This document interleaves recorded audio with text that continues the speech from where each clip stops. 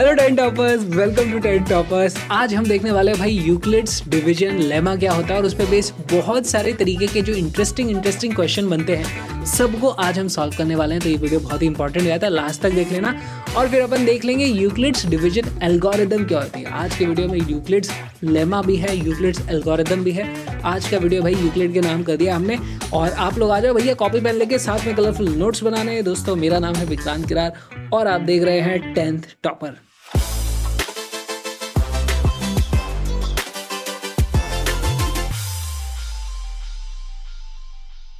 दोस्तों आज हम देखने वाले हैं यूक्लिड्स से रिलेटेड बहुत सारी चीज़ें, लेकिन कुछ एक ना अपनी चुन्नी चुनने से और कॉन्सेप्ट्स हैं, छोटे छोटे से कॉन्सेप्ट्स हैं, वो अपने रह गए थे। तो आ जाओ एक काम करते हैं, उनको भी देख लेते हैं। कॉपी पेन लेके बैठना है ना। और बहुत ही सिंपल सी चीज़ें हैं, आपने कभी ना कभी अपनी बुक में भी देख ली होंगे गलती से, है ना। क्या होते हैं देख लेते हैं। एक अपने पास कॉन्सेप्ट होता है फैक्टर ट्री का। फैक्टर ट्री क्या होता है? प्राइम फैक्टराइजेशन अपने इतने सारे कर लिए, उन्हीं को एक पेड़ की तरह बना दो। पेड़ क्या होता है? पेड़ की तरह नहीं, ट्री जैसा बना दिया। मैथ्स में इसको ट्री बोलते हैं, ग्राफिकल रिप्रेजेंटेशन में ट्री बोलते हैं। बहुत ही सिंपल यार। मान लो मेरे पास एक नंबर है, ठीक है, मैं यहाँ पे लिख देता हूँ। मेरे पास नंबर है 210, ठीक। अगर मैं इसका प्राइम फैक्टराइजेशन करता तो पहले मैं इसको 2 से डिवाइड करता, तो मैं यहाँ पे लिख दूंगा भाई एक इसका फैक्टर होने वाला है 2 और इसका एक और फैक्टर होगा। अगर मैंने इसको 2 से डिवाइड कर दिया है तो मेरे पास बचता क्या है दोस्तों? यहाँ पे मेरे पास बचता है 105। समझने की कोशिश करो। इन दोनों नंबर को मल्टीप्लाई करता हूं तो मुझे ये वाला नंबर मिलना चाहिए, या फिर इस नंबर के दो फैक्टर में ये दोनों बोल सकता हूँ कि भाई अगर इन दोनों को मल्टीप्लाई कर दूंगा तो मेरे पास फर्स्ट से 210 आ जाएगा। इतना सिंपल है। अच्छा, 2 को तो मैं और फैक्टराइज नहीं कर सकता, 2 एक हमारे पास प्राइम नंबर आ चुका है। अब इसको मैं और फैक्टराइज कर सकता हूँ। जरा देखो तो ये 3 से डिवाइड हो रहा है। अच्छा, एरो नहीं लगाते, ऐसे लाइन लगाते हैं, यहाँ पे बॉक्स बना देते हैं। 3 से डिवाइड किया है तो दूसरी तरफ हमारे पास जो बच जाएगा, एक काम करो दोस्तों, 105 को जरा 3 से डिवाइड करोगे तो यहाँ पे अपने पास बचता है 35। तो देख रहे हो आप, ये जो स्ट्रक्चर बनता जा रहा है ना, इससे ये जा रहे हैं, फिर अपन इससे इधर जा रहे हैं। फैमिली ट्री भी ऐसे होते हैं, जैसे मेरा यहाँ पे कुछ नाम लिखा हुआ है, फिर मेरे 2 बच्चे हुए उनका नाम लिखा होगा, फिर इनके भी 2 बच्चे हुए उनके नाम लिखे होंगे। ऐसे वो फैमिली ट्री होती है। यहाँ पे अपन फैक्टर्स की बात करेंगे, फैक्टर ट्री बनता जा रहा है, ठीक है। असली वाला पेड़ नहीं है ये।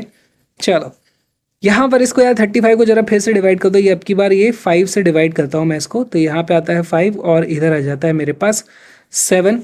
और यहाँ पे अब आप देखोगे हमारे पास इस फैक्टर ट्री के लास्ट में जितने भी बचे हुए हैं सारे के सारे प्राइम नंबर आ गए हैं। अब इसको और फैक्टराइज नहीं किया जा सकता है, तो अपन बोल देंगे भैया अपना फैक्टर ट्री बन गया है। इतना ही सिंपल होता है फैक्टर ट्री। लिख लो जरा इसको और इस पर बेस्ड एक क्वेश्चन सॉल्व करते हैं, ठीक है। लिख लो इसको। Okay, find the values of x, y and z from the given factor tree. वाह, राइमिंग क्वेश्चन है ये। x, y and z from the given factor tree. यार इन्होंने क्या किया, इन्होंने हमको एक फैक्टर ट्री बना करके दे दिया है। उसमें मुझे x, y और z की वैल्यू पता करनी है। इतना सिंपल क्वेश्चन, मतलब मैं क्या ही बताऊँ आपको दोस्तों। देखो इसको कैसे अपन आगे प्रोसीड कर सकते हैं। यहाँ पे देखो, इस वाले चीज़ को देखो, ये इस पे जूम इन करो जरा। यहाँ पर मुझे दिखाई दे रहा है भैया 7 और z को मल्टीप्लाई करता हूँ तो मेरे पास 371 आना चाहिए। यहाँ से मैं z की वैल्यू बड़ी आसानी से पता कर सकता हूँ। या फिर अगर मैं इस एरिया में जूम इन करके देखूँ तो अगर मैं 3 को और 1855 को मल्टीप्लाई करता हूँ तो मेरे पास y आ जाना चाहिए। y भी निकाल लूँगा, और एक बार y निकल गया तो y को और 2 को मल्टीप्लाई करूँगा तो मेरे पास x आ जाएगा।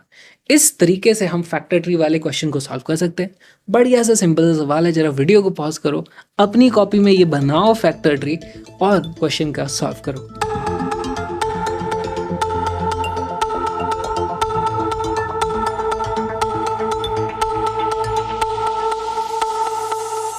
ऑलराइट गाइस, सॉल्व किया जाए, जल्दी जल्दी सॉल्व करते हैं। देखो स्टार्ट करेंगे हम ये 371 वाली जगह से। यार यहाँ पे मुझे दिख रहा है 7 और z को मल्टीप्लाई करता हूँ तो 371 आता है। तो दोस्तों क्या मैं ऐसा नहीं लिख सकता 7 into z is equal to 371?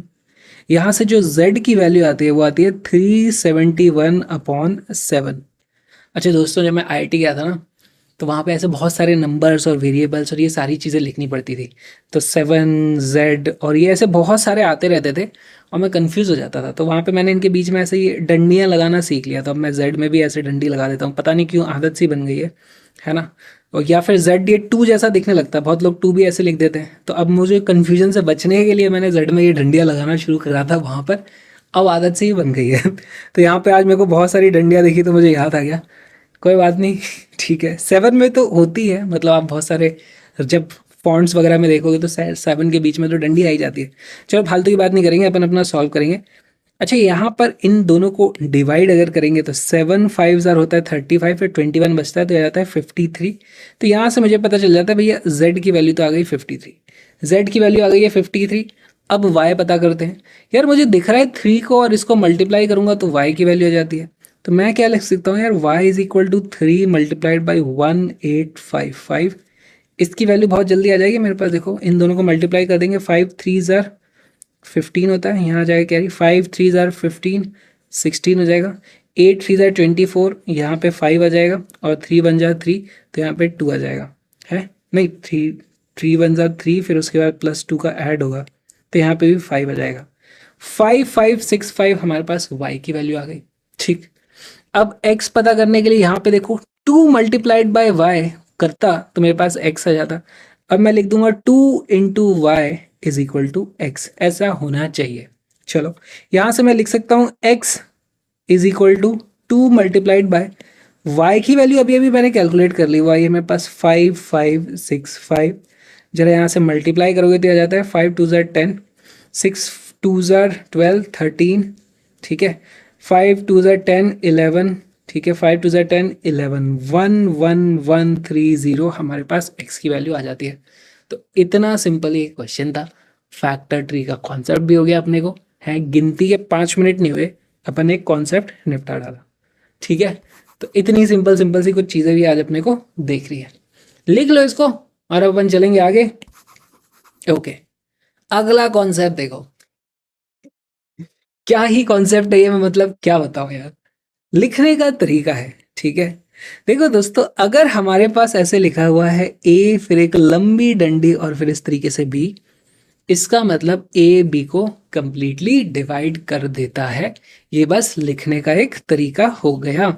जैसे मान लो लिखा हुआ है यहाँ पे 2, फिर डंडी लगा करके लिखा है 4, इसका मतलब 2 4 को कंप्लीटली डिवाइड कर देता है। कितना आता है मुझे नहीं पता, मुझे नहीं लेना देना, मुझे बस ये बताना है क्या ये इसको कंप्लीटली डिवाइड कर सकता है या नहीं कर सकता है। अच्छा, और यहाँ पे नेगेटिव नंबर, नेगेटिव इंटीजर्स भी अपने पास लिए जा सकते हैं।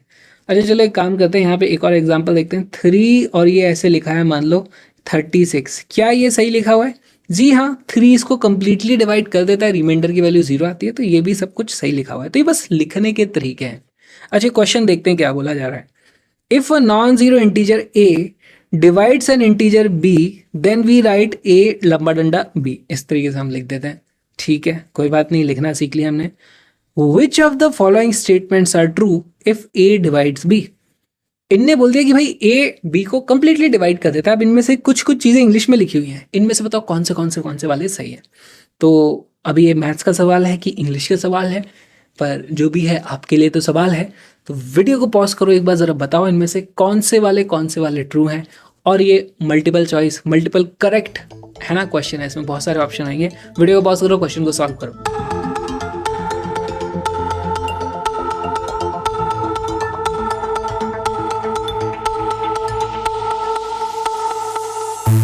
ऑलराइट गाइस क्या होता है गाइस आ जाओ इसको सॉल्व करते हैं। यार यहाँ पे लिखा है कि ए, फिर ऐसे डंडा लगा करके बी लिखा है, इसका मतलब ए बी को कंप्लीटली डिवाइड कर देता है। ठीक है, इस चीज को समझ लो, ए डिवाइड्स बी, यस ये बात तो करेक्ट है, तो ये अपने पास हो जाता है ट्रू, ए ऑप्शन अपने पास हो जाता है ट्रू। चलो नेक्स्ट ऑप्शन पे आते हैं। A is a factor of B, ध्यान से देखो, ए अगर बी को कंप्लीटली डिवाइड कर देता है तो ए बी का फैक्टर हो जाएगा ना। जैसे यहाँ पे 2 अगर 4 को कंप्लीटली डिवाइड कर देता है तो 2 4 का फैक्टर हो गया। तो यार ये वाली बात भी सही है। ठीक है जी, इसके आगे भी ट्रू लगा दो। अगला देखो, B is a factor of A, यार ए अगर बी का फैक्टर है तो बी ए का फैक्टर फिर ये नहीं हो सकता है ना, तो ये वाला अपने पास फिर फॉल्स हो जाता है। हर कुछ नहीं लिख सकते, कुछ भी लिखते जाओगे ऐसे थोड़ी होता है। चलो, B is a multiple of A, यार यहाँ पर ए और बी जो लिखा हुआ है ये छोटा नंबर होगा है, ये इसको कंप्लीटली डिवाइड कर दे रहा है, यानी कि ये इसका मल्टीपल है। ए बी का फैक्टर है और बी ए का मल्टीपल है, तो हम लिखेंगे b is a multiple of a, this is true. ठीक है, ओके। लास्ट वाला देख लेते हैं, ई, इसमें ऑप्शन ही लिखा है ना, A is a divisor of B लिखना चाहिए इनको। कैसा क्वेश्चन है यार, यहाँ लिखो, ऑप्शन में लिखो A is a divisor of B, A is a divisor of B. देखो दिख ही नहीं रहा, दिख ही नहीं रहा गाइस, ये क्या हो गया, क्वेश्चन कैसा लिख के ले आया है, यहाँ पे लिखा हुआ है A is a divisor of B.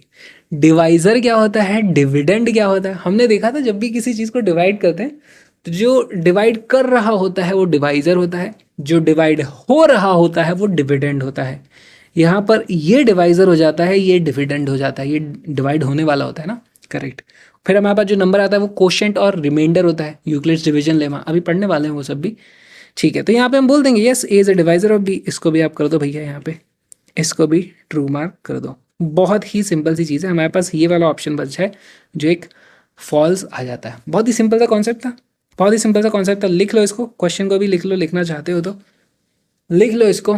And अब हम चलते हैं आगे। ये हमारे पास कुछ क्वेश्चन है, इसमें से आपको कुछ ट्रू एंड फॉल्स बताना है। ठीक है, पॉजिटिव नेगेटिव भी यहाँ पे अपने पास इंटीजर्स हो सकते हैं। ठीक है जी, सिंपल सा है, बताओ इसमें से कौन कौन से ट्रू है, कौन कौन से फॉल्स हैं। वीडियो को पॉज करो, क्वेश्चन को सॉल्व करो।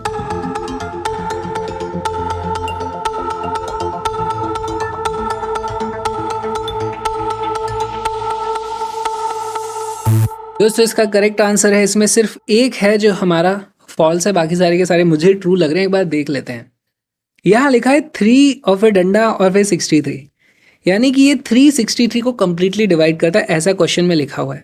ज़रा चेक करके देखें, 63 डिवाइडेड बाई 3 करता हूँ तो यार यस मेरे पास 21 आ जाता है, कंप्लीटली डिवाइड कर दिया, यानी कि ये हमारे पास ट्रू हो चुका है। ओके, मोबाइल को करेंगे साइलेंट, कर दिया। नेक्स्ट देखो, 7 डिवाइड्स 30 लिखा हुआ है, जरा करके देखें, 30 डिवाइडेड बाई 7 करता हूँ, यार ये तो डिवाइड ही नहीं हो रहा, डिनोमिनेटर में रह गया कुछ ना कुछ हमारे पास, है ना। तो यहाँ पर यार ये वाला अपना फॉल्स हो जाता है। ओके, नेक्स्ट देखो, -2 और 16 लिखा है, यार यहाँ पर 16 और -2 ये इस तरीके से डिवाइड हो जाता है, हमारे पास सिर्फ -8 बच के रह जाता है। तो दोस्तों ये भले ही नेगेटिव है नंबर, पर ये ट्रू हो जाएगा। और सेम चीज़ दोस्तों आप यहाँ पे देखोगे, 1 और -1 को डिवाइड करने जाओगे ना, वो डिवाइड हो जाएंगे, -1 ही आंसर आ जाएगा, है ना। इसमें क्या लिखेंगे, -1/1 कर देंगे तो इसकी वैल्यू -1 ही आ जाती है। तो ये भी हमारे पास ट्रू हो जाता है। हमारा सिर्फ एक है जो फॉल्स आया है। बहुत ही अच्छे, बहुत ही लल्लू से सिंपल से सवाल थे, मतलब इसमें तो कुछ करना भी नहीं है, बस लिखने का एक तरीका है यार, वही वही बस आपको बता दिया। ठीक है, चलो लिख लो इसको, क्योंकि अब अपन देखने वाले हैं आज का हमारा जो मेन सुपरस्टार चीज़ है जो अपने को पढ़नी है, वो है अपना यूक्लिड्स डिवीजन लेमा। क्या होता है लेमा, पहले तो लेमा देख लेते हैं। यूक्लिड तो देखो मैथमेटिशियन का नाम हो गया, उन्होंने डिवीजन का लेमा बनाया। लेमा के बारे में लिखा है, lemma is a true statement that is lesser important, वो उतना इंपॉर्टेंट नहीं है, but it is used in providing proving another important statement true. यानी हमें कोई चीज़ प्रूव करनी है, वो काम की चीज़ है जिसे प्रूव करना है, लेकिन उसको प्रूव करने के लिए कुछ छोटी मोटी और छोटे स्टेटमेंट्स लगेंगे और वो इतने इंपॉर्टेंट नहीं होते, उनको लेमा बोलते हैं। तो इन्होंने बता दिया भैया ये जो यूक्लिड डिवीजन लेमा है वही खुद ही अपने आप में इतना इंपॉर्टेंट नहीं है, इसलिए फिर भी अपन पढ़ तो ले ही रहे हैं इसको, है ना। चलो, it states that for 2 positive integers a and b there exist unique integers q and r such that a is equal to b q plus r, और यहाँ पे r is less than b but more than और equal to 0। क्या लिख दिया, क्या लिख दिया, क्या लिख दिया, अरे कुछ नहीं लिखा भैया, डिवीजन लिखा हुआ है, डिवीजन लेमा। जो हम अभी तक डिवाइड करते आ रहे थे उसी को लिख दिया गया है और कुछ भी नहीं किया है। यहाँ पर देखो, हमारे पास ऐसे नहीं होता था, हमने वो चीज़ पढ़ी थी, आपको याद होगा, अगर मैं लिखता हूँ capital D divided by small d, तो मेरे पास एक कोशेंट आ जाता था, एक रिमाइंडर आता था, यही चीज़ें हो सकती थी। उसको मैं ऐसे नहीं लिखते थे, capital D is equal to क्या लिखते थे, small d multiplied by quotient plus r, जहाँ पे रिमाइंडर हमारा स्मॉल d से छोटा होता था लेकिन 0 से बड़ा या बराबर हुआ करता था। यही डिवीजन को a और b कर दिया है, कैपिटल D और स्मॉल d को, दैट इज इट, इतना ही इन्होंने कर दिया है। याद करो इनके नाम क्या हुआ करते थे, हमारे पास इसको हम बोलते थे ये हमारा डिविडेंड होगा, जिसे डिवाइड किया जा रहा है, जिससे डिवाइड करते थे उसे हम बोलते थे ये हमारा डिवाइज़र होगा, है ना। जो हमारे पास रिजल्ट आता था, है ना, जिस तरीके से हम यहाँ पर ऐसे डिवाइड करते हैं, याद है आपको दोस्तों, यहाँ स्मॉल डी आ जाता है, यहाँ कैपिटल डी आता है, ऊपर जो चीज़ आती है वो कोशेंट होता है, फिर यहाँ पे कुछ कुछ करते हो, लास्ट में जो बच जाता है वो अपने पास रिमाइंडर बच जाता है। ये वाली चीज़ आप लोग को याद होगी, ठीक है। तो इसको मैं साइड में रख देता हूँ इधर। तो ये जो बोला जाता है इसको हम बोलते हैं कोशेंट। कोशेंट होता है ये, और ये जो आर बच जाता है हमारे पास, ये होता है हमारे पास रिमाइंडर, है ना। और इस रिमाइंडर की एक बात होती है कि भैया ये रिमाइंडर इस डी से छोटा या छोटा ही होगा, मतलब उसके बराबर भी नहीं हो सकता, ठीक। तो यही है अपने पास यूक्लिड्स डिवीजन लेमा। अब आओ इस पे बेस्ड क्वेश्चन कैसे बनाए जाते हैं उनको देखते हैं, क्योंकि क्वेश्चन सच में बड़े इंटरेस्टिंग होते हैं यार, डिफिकल्ट नहीं होते, इंटरेस्टिंग होते हैं, मज़ा आ जाता है, मतलब सोचना पड़ता है ना, जो मज़ा ही आ जाता है। आ जाओ इसको लिख लो यूक्लिड्स डिवीजन लेमा को, और फिर अपन चलते हैं आगे क्वेश्चंस की तरफ। क्वेश्चंस की तरफ आ जाओ। देखो, when a positive integer is divided by 2 the remainder is either 0 और 1। कैसे पता चला यार, ये यूक्लिड्स डिवीजन लेमा में ही लिखा हुआ है। यूक्लिड्स डिवीजन लेमा हमारे पास क्या बोलता है, capital D divided by small D अगर मैंने किया, ठीक है, इस इस तरीके की चीज़ मान लो हमने करी, तो हमारे पास क्या आ जाता है भाई, capital d is equal to small d multiplied by quotient plus remainder r, यही हो सकता है। और यूक्लिड्स डिवीजन बोलता है लेमा हमारे पास कि आर इज मोर देन और equal to 0 but less than small d. अब मैं बस कर रहा हूँ डिवाइडेड बाई 2, अब मैं बस कर रहा हूँ डिवाइडेड बाई 2, 2 से मैं डिवाइड करने वाला हूँ चीज़ों को। अगर मैं 2 से डिवाइड करने वाला हूँ, है ना, if small d is equal to 2, इसका मतलब जो रिमाइंडर होगा वो हमारा 2 से छोटा होगा लेकिन 0 के बराबर या बड़ा होगा, ठीक। कोई दिक्कत नहीं, यहाँ तक सिंपल डिवीजन हो रहा है दोस्तों। और यहाँ से मुझे पता चलता है यार, आर की दो वैल्यू आ सकती हैं, या तो आर की वैल्यू 0 आएगी या आर की वैल्यू 1 आएगी, और कुछ भी नहीं हो सकता।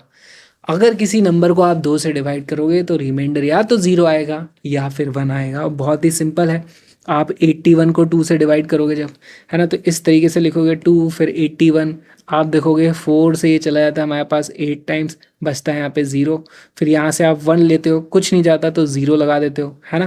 तो यहाँ पर इस तरीके से 0 0 आ जाता है, और फिर यहाँ पे बच जाता है 1, लास्ट में बचता है हमारे पास 1, तो ये बन जाता है हमारे पास रिमाइंडर इज इक्वल टू 1।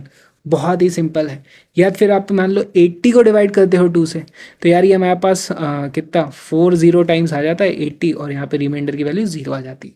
या तो रिमाइंडर 0 आ रहा है या फिर 1 आ रहा है, ठीक है। अब इसको यूक्लिड्स डिवीजन लेमा की टर्म में लिखेंगे कैसे, ज़रा सा वो देख लेते हैं। यूक्लिड्स डिवीजन लेमा, है ना, इसको लिखना कैसे, यूक्लिड्स डिवीजन, लिख लो दोस्तों, कॉपी पेन में लिखना बहुत ज़रूरी है ना। अच्छा, पहले क्वेश्चन तो पढ़ लें अपन, क्या है। So can we say that any positive integer is of the form 2m or 2m plus 1 for some integer m? अब देखो दोस्तों, यहाँ पे अपने को यही करना है, क्वेश्चन में जो नंबर दिए होंगे, कोई भी दुनिया का नंबर है, कोई भी पॉजिटिव इंटीजर है, उसको मैं 2m या 2m प्लस 1 के फॉर्मेट में लिख सकता हूँ। इस चीज़ को अपने को प्रूव करना है। कैसे करेंगे, यूक्लिड्स डिवीजन लेमा का इस्तेमाल करके और अंग्रेजी भाषा का इस्तेमाल करके, ये अपने को अभी देख लेना है। चलो आ जाओ लिखते हैं, यूक्लिड्स डिवीजन लेमा लिख दूंगा पहले तो मैं, ओके जी। जिस चीज़ का इस्तेमाल करना है उसको लिखेंगे। थोड़ी सी यहाँ पे दोस्तों मुझे जगह की ज़रूरत पड़ने वाली है, तो यहाँ पर मैं इसको थोड़ा सा ऊपर सरका देता हूँ, आपके पास तो कॉपी में इनफाइनाइट जगह होती है। यूक्लिड्स डिवीजन लेमा अपना बोलता है n is equal to b q plus r, और r is less than b but more than equal to 0। ये हमारे पास यूक्लिड्स डिवीजन लेमा है। अब यहाँ पे देखो मैं क्या करता हूँ दोस्तों, n यानी मैं किसी भी पॉजिटिव इंटीजर को डिवाइड करूंगा, b वो होता था हमारे पास जिससे डिवाइड करते थे, कोशेंट q आ जाता था हमारे पास, और r होता था हमारे पास रिमाइंडर। तो यहाँ पे दोस्तों इस क्वेश्चन के मुताबिक मुझे डिवाइड तो 2 से करना है, तो मैं b की वैल्यू मैं लेने वाला हूँ 2, और n मेरे पास कोई सा भी पॉजिटिव इंटीजर हो सकता है, ठीक है, कोई भी पॉजिटिव इंटीजर करेंगे। तो यहाँ पे मैं कह दूंगा let n be any positive integer ठीक है, any positive integer and b equal to 2। हमने ये दो चीज़ें अज्यूम कर ली, बहुत ही सिंपल है। b की वैल्यू जैसे ही मैंने 2 अज्यूम कर ली है ना, तो यहाँ से मेरे पास दो चीज़ें आ सकती है, जिसका मतलब हो जाएगा, मैं इसको क्या लिखूंगा, r is equal to, r can be 0 और 1, r कैन बी 0 और 1। क्यों आया ऐसा? क्योंकि भाई हमारे पास r इज़ लेस देन 2 हो जाएगा और मोर देन इक्वल टू 0 होता है। यहाँ से मुझे पता चल रहा है r की दो ही पॉसिबल वैल्यू है, या तो वो 0 होगा या फिर वो 1 होगा, दैट इज इट। ठीक है, ओके जी। अब क्या करेंगे, यहाँ से मेरे पास वैल्यू आ जाती है n इज इक्वल टू, क्या जाता है, n is equal to 2q plus r।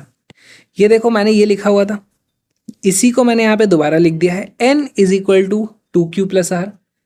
r की वैल्यू या तो 0 होगी, r की वैल्यू या तो 1 होगी, है ना, या तो 0 होगी या 1 होगी, r की वैल्यू 0 होगी या 1 होगी। तो यहाँ से मैं लिख दूंगा, यहाँ से मेरे पास आ जाता है, if r is equal to 0, n की वैल्यू मैं लिख सकता हूँ n is equal to 2 times q।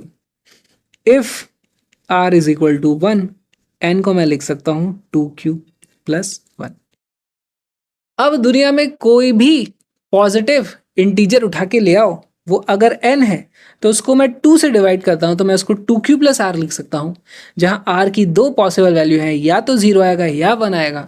अगर r की वैल्यू 0 आ गई तो इसको मैं क्या लिख सकता हूँ, n is equal to 2q ऐसा लिख पाऊंगा। अगर r की वैल्यू 1 आ गई तो मैं इसको ऐसा कैसे लिख सकता हूँ, n is equal to 2q plus 1, इस तरीके से लिख सकता हूँ। आ गया ना, दुनिया का कोई सा भी n ले आओ, उसको मैं या तो 2q या 2q प्लस 1 की फॉर्मेट में लिख सकता हूँ। तो यहाँ पे हमने प्रूव कर दिया है, लेकिन क्वेश्चन ने 2m और 2m प्लस 1 बोला था, तो यहाँ पे मैं इसी को रिप्लेस कर दूंगा, which is equal to 2m which is equal to 2m plus 1, है ना, और यहाँ पे प्लस 0 भी लगा दो। ठीक है, इस तरीके से अपने पास प्रूव हो जाता है। बहुत ही सिंपल सी चीज़ है, मेन चीज़ तो समझने का खेल था, ये बहुत ही सिंपल सी चीज़ है, लिखने में कोई ज़्यादा मेहनत की बात नहीं है। ठीक है, कुछ था तो नहीं इस क्वेश्चन में, इतना सिंपल क्वेश्चन है, यूक्लिड डिवीजन लेमा, कोई बात नहीं। अब अपन देखेंगे भैया अच्छे वाले सवाल को, अच्छा वाला सवाल लेके आता हूँ आपके सामने, ये रहा, देखो, show that any positive integer can be written as 3m, 3m plus 1 और 3m plus 2 for some integer m। अब दोस्तों क्वेश्चन ये बोल रहा है कि अगर मैं कोई भी पॉजिटिव इंटीजर ले लूँ, जैसे मान लो मैंने ले लिया 13 ले लिया मैंने, अब 13 को या तो मैं 3m की फॉर्मेट में लिख सकता हूँ, या फिर मैं 3m प्लस 1 के फॉर्मेट में लिख सकता हूँ, या फिर 3m प्लस 2 के फॉर्मेट में लिख सकता हूँ। जैसे 13 को मैं लिख सकता हूँ 3 मल्टीप्लाइड बाई 4 प्लस 1, देखो यहाँ पर है ना, 3m प्लस 1 आ गया, जहाँ पे 4 को मैंने लिख दिया है m, तो ये 3m प्लस 1 फॉर्मेट में आ गया। अगर मैं कोई और नंबर ले लूँ, मान लो मैंने 17 ले दिया, तो मेरे पास क्या जाता है 3 मल्टीप्लाइड बाय 5 प्लस 2, ये आ गया मेरे पास 3m plus 2, 3m plus 2 format में आ चुका है। तो इसको कैसे प्रूव करेंगे दोस्तों, अगेन बहुत ही सिंपल है, क्वेश्चन में हिंट लगी हुई है, 3 से डिवाइड करना चाह रहे हैं हम, और जब भी आप 3 से डिवाइड करोगे, या तो वो कंप्लीटली डिवाइड हो जाएगा तो मैं इसे 3m बोल दूंगा, या तो मेरे पास रिमाइंडर 1 बचेगा, जैसे यहाँ पे देखो रिमाइंडर 1 बच रहा था तो वो 3m प्लस 1 हो जाएगा, या फिर रिमाइंडर 2 बचेगा, उस केस में देखो 3m प्लस 2 फॉर्मेट में वो आ जाता है। क्या रिमाइंडर 3 खुद बच सकता है? नहीं, remainder is always less than, हमारे पास यहाँ पर 3 आ जाएगा, मोर देन इक्वल टू 0 आ जाएगा, यानी रिमाइंडर के जो पॉसिबल ऑप्शंस हैं वो या तो 0 है या 1 है या 2 है। लिखना कैसे, समझना तो बहुत आसान था, इसको लिखेंगे कैसे, तो देखो पहले मैं लिख दूंगा यूक्लिड्स डिवीजन लेमा, लिख दो भैया यूक्लिड्स डिवीजन लेमा कहता है n is equal to, light गई भाई, लाइट चली गई, आज मैं तुमको पढ़ाऊंगा मोबाइल की लाइट में, आज मैं तुमको मोबाइल्स लेमा पढ़ाने वाला हूँ। अरे हाँ, हाँ जी गाइस, कैसा लग रहा है, हमारी शक्ल दिखाई दे रही का? चलो, उम्मीद करते हैं 2 मिनट में लाइट आ जाएगी, जितना हमारा बैकअप है चीज़ों का बिना लाइट के शूटिंग नहीं हो पाती। चलो, यूक्लिड्स डिवीजन लेमा के हिसाब से मैं लिख सकता हूँ n is equal to b q plus r. ठीक है, अब यहाँ पे देखो दोस्तों, यहाँ तक तो मुझे हर बार ये चीज़ लिखनी होती है। अब मैं लिख दूंगा let n be any positive integer and let b be 3। यहाँ से मुझे हिंट मिल चुकी है, तो मैं क्या लिख दूंगा, let n be any positive integer and let b is equal to 3। जैसे ही मैंने ये कर दिया, इससे मुझे एक चीज पता चल जाती है कि this implies r is less than 3, है ना, एक मिनट पूरा लिखना पड़ेगा, r is greater than equal to 0 and less than 3। R की वैल्यू 0 से बड़ी होगी, 3 से छोटी होगी। कितनी वैल्यूज आर की हो सकती हैं दोस्तों, यानी कि मुझे पता चल गया आर इज इक्वल टू 0, 1 और 2। आर इनके अलावा कुछ भी नहीं हो सकता। यहाँ से मेरे पास 3 केसेस बनते हैं। 3 केसेस में क्या क्या बोलूँगा, है ना, n is equal to 3q plus 0, n is equal to 3q plus 1 और n is equal to 3q plus 2। देखो यहाँ पर n is equal to b q plus r था। r की 3 पॉसिबल वैल्यू है, या तो 0 होगा, या 1 होगा, या 2 होगा। तो किसी भी n को मैं इस तरीके से लिख सकता हूँ। इसी को मैं बोल दूंगा यार, क्वेश्चन में उन्होंने m बोला हुआ था, तो यहाँ पे मैं बोल दूंगा this is equal to 3m format, this is equal to 3m plus 1 format, this is equal to 3m plus 2 format. तो किसी भी n को मैं इन 3 फॉर्मेट में बोल सकता हूँ। लिख लो इसको और अपन देखते हैं एक और बढ़िया क्वेश्चन लाइट आने के बाद। तक लाइट आ रही है तब तो पसीने छूट गए। लिख लो इसको। गाइस लाइट तो आ नहीं रही है, तो अपन आ गए अपने छोटू सेटअप पे करेंगे। Use Euclid's division lemma to show that the square of any positive integer is either of the form 3m और 3m plus 1 for some integer m। अब देखो दोस्तों, ये बहुत ही इंटरेस्टिंग क्वेश्चन है। कैसे इंटरेस्टिंग क्वेश्चन है कि यार मेरे पास कितने सारे नंबर्स होते हैं जिनके स्क्वायर होते हैं। जैसे स्क्वायर कौन कौन है मेरे पास, एक मान लो नंबर है 4, है ना, 2 का स्क्वायर 4 होता है, 3 का स्क्वायर 9 होता है, 4 का स्क्वायर 16 होता है, 5 का स्क्वायर 25 होता है, 6 का स्क्वायर 36 होता है, 7 का स्क्वायर 49 होता है। बतेरे मेरे पास स्क्वायर्स हैं, कमी थोड़ी ना स्क्वायर्स की। इन्होंने बोल दिया कि ये जो जितने भी स्क्वायर्स होते हैं सभी को आप या तो 3m या फिर 3m प्लस 1 फॉर्मेट में लिख सकते हो। अच्छा दोस्तों, एक और चीज, अभी हमने क्या देखा था कि 3m प्लस 1 और 3m प्लस 2, दुनिया के किसी भी नंबर को, मतलब पॉजिटिव इंटीजर को मैं इन तीनों में से किसी एक फॉर्मेट में लिख सकता हूँ। ये तो मैंने देख ही लिया अभी। लेकिन जब मैं स्क्वायर्स की बात करता हूँ तो इस फॉर्मेट में मुझे एक भी दिखाई नहीं देता। या तो ऐसा होगा या ऐसा होगा। ये क्वेश्चन में हमको चेक करना है, कैसे कर लेंगे। अगेन हिंट मुझे दिखाई दे रही है, यूक्लिड्स डिवीजन लेमा लगाना है, डिवाइड करना है अब की बार 3 से। ठीक है, तो अब की बार, अब दोस्तों ये आपको करना है, एक बार जरा वीडियो को पॉज करो, क्वेश्चन को सॉल्व करने की कोशिश करो।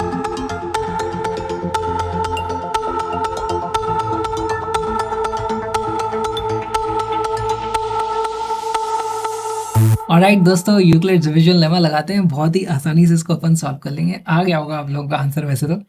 यार कितना सिंपल है, हमारे पास यूक्लिड्स डिवीजन लेमा से हम क्या लिखते हैं, यूक्लिड्स डिवीजन लेमा। मैं थोड़ा शॉर्ट करके लिखूंगा क्योंकि पिछले में अपन ने बहुत काफी बड़ा लिख लिया है।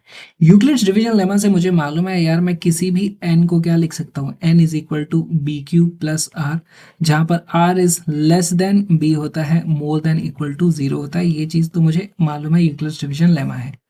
अब की बार मैं क्या बोल रहा हूँ, n पूरा लिखूं क्या, let n is equal to any positive, ठीक है, positive integer and b is equal to कितना ले लेना है मेरे को, 3, क्योंकि यहाँ मुझे कहीं ना कहीं 3 की हिंट मिल रही है। नहीं आएगा आंसर तो कुछ और लेकर के ट्राई कर लेंगे। अभी एक बार शुरुआत तो करें 3 लेकर के। चलो जी शुरू करते हैं। अब अगर मेरे पास b की वैल्यू 3 है, इसका मतलब रिमाइंडर की जो वैल्यू होगी या तो वो 0 होगी, या तो 1 होगी, या फिर वो 2 होगी। इससे ज़्यादा नहीं हो सकता, क्योंकि मुझे मालूम है कि remainder is less than 3 and more than equal to 0। ये चीज़ मुझे यहाँ पर से देख करके समझ में आ चुकी है, बिल्कुल समझ में आ चुकी है। तो यहाँ पे मेरे पास 3 केसेस बनते हैं, ठीक है, 3 केसेस बनते हैं। केस 1 में हमारे पास रिमाइंडर की वैल्यू 0 आती है, ठीक है।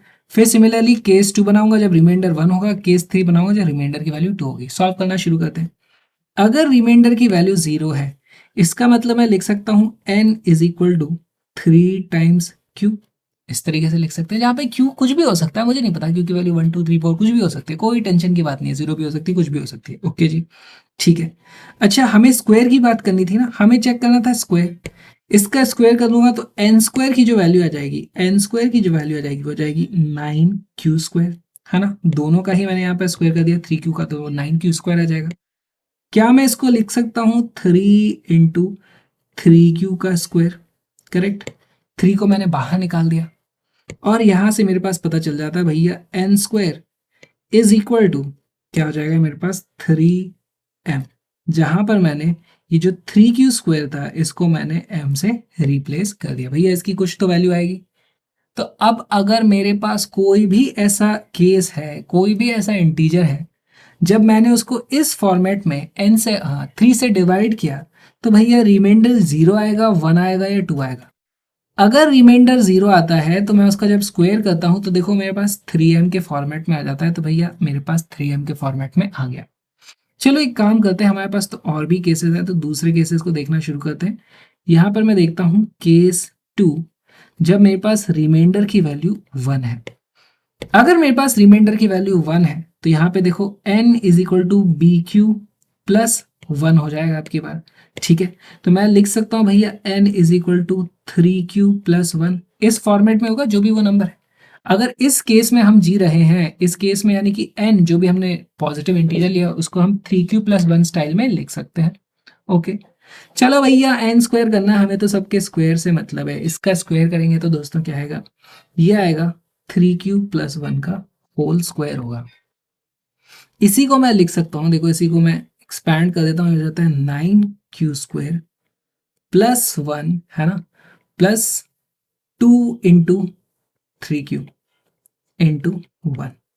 देखो इसी को मैं लिख सकता हूँ। अब देखो दोस्तों मेरे को क्या करना है, मैं चाहता हूँ इसको 3m या 3m प्लस 1 टाइप की फॉर्मेट में लाना चाहता हूँ।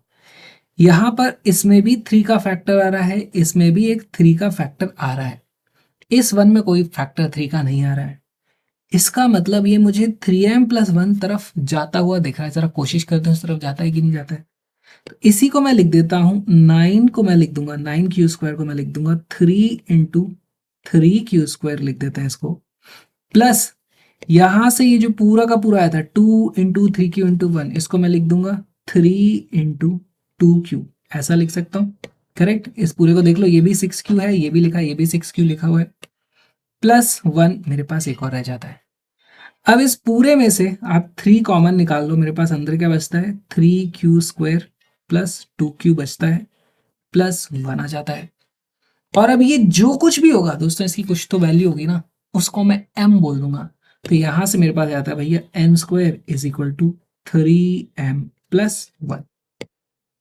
अगर मेरा n इस तरीके का था कि रिमाइंडर 3 से डिवाइड करने पे 1 आता था, उस सभी n को जब मैं स्क्वायर कर देता हूं तो वो भी 3m प्लस 1 फॉर्मेट में आ जाता है। 2 केसेस हमारे पास हो चुके हैं, तीसरा केस बच रहा है। चलो तीसरे केस को भी जल्दी से सॉल्व कर देंगे, तीसरे केस को सॉल्व कर देंगे। तो इसमें ऐसे ही केस बनाने होते हैं दोस्तों अपने को। केस 3 जहां पर रिमाइंडर की वैल्यू 2 आई होगी। चलो जी, रिमाइंडर की वैल्यू 2 आ चुकी है। अब सॉल्व करना शुरू करते हैं। यहां पर देखो अगर रिमाइंडर 2 है तो मैं n को लिख सकता हूं n is equal to 3q plus 2। अगर ऐसा है तो n स्क्वायर को मैं लिख दूंगा, क्या लिख दूंगा, ये 3q प्लस 2 का होल स्क्वायर होगा। इसी को मैं लिख सकता हूँ, ये देखो जाएगा 9q square plus 4 plus 3 into 2 into 3q, है ना, 3 इंटू 2 इंटू 3q, इस तरीके से लिख सकता हूँ। ठीक है जी, ओके। अब इसको कोशिश करते हैं, ये किस फॉर्मेट में आ रहा है। क्या ये मुझे 3m फॉर्मेट में आता हुआ दिख रहा है, 3m प्लस 1 फॉर्मेट में आता हुआ दिख रहा है? थोड़ा मुश्किल लग रहा है, जरा देखते हैं इसको कैसे कर सकते हैं अपन इसको। ठीक है, देखो दोस्तों इसको मैं लिख दूंगा 3 इंटू 3q स्क्वायर, है ना, 3 मल्टीप्लाइड बाई 3q स्क्वायर। ठीक है, ये वाली टर्म को तो मैंने लिख दिया, है ना, प्लस यहां से आप देखोगे इसमें भी 3 का फैक्टर आ रहा है, एक 3 को मैं बाहर रखूंगा, है ना, यहां से लिख दूंगा 3 इंटू, फिर बचता है मेरे पास 6q। ओके, ये वाला भी हो गया, ये वाला मैंने यहां पे लिख दिया। +4 बचा। अब +4 का तो यहाँ पे अपने ऑप्शन ही नहीं है। +4 को भी देखो दोस्तों, मैं क्या करता हूँ, +4 लिखा है, उसको मैं +3+1 लिख देता हूँ, +3+1 लिख देता हूँ। अब ऐसा मैंने क्यों किया? क्योंकि यार ये जितने भी है ना, इन सभी में से मैं 3 को कॉमन निकाल दूंगा, और जैसे इन सभी में से मैं 3 को कॉमन निकालता हूँ, ये देखो मेरे पास आ जाता है 3 multiplied by 3q² plus 6q plus 1 plus 1। और अब ये जो भी चीज आई है, कुछ तो आएगी इसकी वैल्यू, उसको अपन ऐसे बोल देंगे यार ये 3m+1 फॉर्मेट में आ चुका है ना। ये जो भी आएगा उसको मैं m से रिप्लेस कर दूंगा। ठीक, तो मेरे पास n की कोई भी वैल्यू ले लो, n की कोई भी वैल्यू ले लो, उसका जब मैं स्क्वायर करता हूं तो मेरे पास या तो वो 3m आता है या फिर वो 3m+1 आता है। इस तरीके से हमने प्रूव कर दिया। बहुत ही सिंपल सा सवाल था, बहुत ही सिंपल सा सवाल था। लिख लो इस पूरे को। आओ अपन देखते हैं एक और धुरंधर सवाल इसका देख लेते हैं। चलो, अब की बात दोस्तों, हमारे पास एक क्वेश्चन है जिसमें लिखा है use Euclid's division lemma to show that the cube of any positive integer is either of the form 9m 9m+1 9m+8 for some integer m। अब दोस्तों यहाँ पे मुश्किल लग रही है थोड़ी। क्या चीज मुश्किल लग रही है यार? यहाँ पे देखो, यूक्लिड्स डिवीजन लेमा जो है हमारा, वो क्या बोलता है? आपको बोलता है यूक्लिड्स डिवीजन लेना कि मेरे पास किसी भी n को मैं BQ प्लस R की तरह लिख सकता हूं, जहां पर रिमाइंडर B से छोटा होगा लेकिन 0 से बड़ा या बराबर हो सकता है। हिंट देख करके मुझे लग रहा है यार यहाँ पर 9 मुझे B की वैल्यू रख देनी चाहिए। B की वैल्यू जैसे ही मैंने 9 रख दी, B की वैल्यू मैंने जैसे ही 9 रख दी, तो रिमाइंडर की वैल्यू देखो कितनी आ जाएगी, है ना। इफ B = 9 मैं ले लूं तो रिमाइंडर के मेरे पास देखो कितने केसेस आते हैं। रिमाइंडर की वैल्यू 0 हो सकती है, 1 हो सकती है, 2 हो सकती है, 3 हो सकती है, 4 हो सकती है, 5 हो सकती है, 6 हो सकती है, 7 हो सकती है, 8 हो सकती है, 9 तो नहीं हो सकती। लेकिन इतने सारे केसेस बन जाएंगे। फिर हम बनाएंगे केस 1 रिमाइंडर की वैल्यू 0 आई थी, केस 2 रिमाइंडर की वैल्यू 1 आई थी, केस 3 रिमाइंडर की वैल्यू 2 आई थी। कुछ ज्यादा ही कॉम्प्लिकेटेड हो जाएगा। ऐसा नहीं करते अपन। एक बार कोशिश करके देखते हैं। यार ये जो 9 है ना, 9 की जगह मैं काम करता हूँ 3 ही रख के देख लूं। अगर आंसर आ गया तो ठीक है, नहीं तो फिर ये लंबा रास्ता तो लगाना ही है अपने को। चलो, तो यहाँ पे अपन एक काम करते हैं, लेट b = 3। अगर b की वैल्यू 3 हो गई, इसका मतलब हमारे पास n को मैं क्या लिख सकता हूँ, n = 3q + r, जहां पर रिमाइंडर की वैल्यू 3 से छोटी है लेकिन 0 से बड़ी या बराबर है। अगेन मेरे पास 3 केसेस बन जाएंगे यहाँ पर, है ना। 3 केसेस इस तरीके से बन जाते हैं, r = 0, r = 1, r = 2। 3 केसेस बन रहे हैं, तीनों केसेस में सॉल्व करने की कोशिश करते हैं। अगर रिमाइंडर की वैल्यू 0 है, उस केस में हम बोल देंगे भैया n की वैल्यू 3q रही होगी। अगर n की वैल्यू 3q है, मुझे क्या करना है ना, किसी का भी क्यूब की बात कर रहा हूं मैं, तो मुझे n³ की बात करनी है। n³ को मैं क्या लिख दूंगा, वो आ जाएगा भैया 3q का होल क्यूब। इसी को मैं लिख सकता हूं 27q³, या फिर इसी को मैं लिख सकता हूं, देखो दोस्तों मुझे 9m+1 या 9m+8 की फॉर्मेट में लाना है। मैं 9 कॉमन निकालना चाहता हूं। 9 कॉमन निकालेंगे भैया, 9 कॉमन निकालेंगे तो यहां पे मेरे पास बच जाता है 3q³। अब ये 3q³ चाहे कुछ भी आ जाए, मैं कह दूंगा ये तो m है, यानी कि इसको मैं बोल सकते हैं this is of the format 9m के फॉर्मेट में हमारे पास आ गया। केस नंबर 1, जब हमारे पास रिमाइंडर की वैल्यू 0 थी, वो 9m के फॉर्मेट में आ रहा है मेरे पास n का क्यूब। चलो जी, बहुत बढ़िया। अब ये तो जल्दी से निबट गया। केस नंबर 2 पे आते हैं। केस नंबर 2, जब रिमाइंडर की वैल्यू 1 है, उस केस में हमारे पास जो n होगा उसको मैं लिख सकता हूँ भैया वो 3q + 1 के फॉर्मेट में आ रहा होगा। ठीक है, n से मुझे मतलब थोड़ी है, हमें तो n³ प्रूव करना है। n³ को मैं लिख दूंगा 3q + 1 इसका होल क्यूब। जरा करके देखें इससे क्या आ रहा है मेरे पास। यार इसको मैं सॉल्व करता हूँ तो ये आ जाता है मेरे पास 3, आपको फॉर्मूला पता है ना, a + b का whole cube, a³ + b³ + 3ab a + b, है ना। चलो इसको सॉल्व करते हैं, तो ये आ जाता है मेरे पास 3q का होल क्यूब a³ + 1 का होल क्यूब, ये हो गया a³ + b³ + 3 × a की जगह भी 3q है, b की जगह 1 है, और फिर आता है a प्लस बी, हो जाएगा 3q प्लस 1। ओके, फॉर्मूला लग चुका है अपने पास सही से। ध्यान से देखो, इसकी जो वैल्यू है ये मेरे पास किस तरीके का फॉर्मेट आ रहा है यार, यहाँ पे भी क्या मैं 9 कॉमन निकाल सकता हूँ? इसमें से 9 कॉमन निकल सकता है, इसमें से 9 बाहर निकल सकता है। देखो 3 मल्टीप्लाई हो रहा है, 3 मल्टीप्लाई हो रहा है, और फिर ये 1 रह जाएगा। यानी मेरे पास कुछ 9m प्लस 1 टाइप का फॉर्मेट आता हुआ मुझे दिखाई दे रहा है। जरा इसको लिखने की कोशिश करते हैं अपन। यहां से मेरे पास आ जाएगा यार, इसको मैं लिख देता हूं 9 मल्टीप्लाइड बाय 3q क्यूब यहां लिखा हुआ है, प्लस 1 यहां लिखा हुआ है, प्लस इसमें से देखो, इसमें से मैं 9 बाहर निकाल दूंगा, बचता है मेरे पास q इंटू 3q प्लस 1। ठीक, इन दोनों में से ये जो दो हैं, इनमें से 9 को मैं कॉमन निकालता हूं। 9 को कॉमन क्यों निकाल रहे हैं? बार बार यहाँ पे हिंट दिया हुआ है 9 को ही कॉमन निकालना है।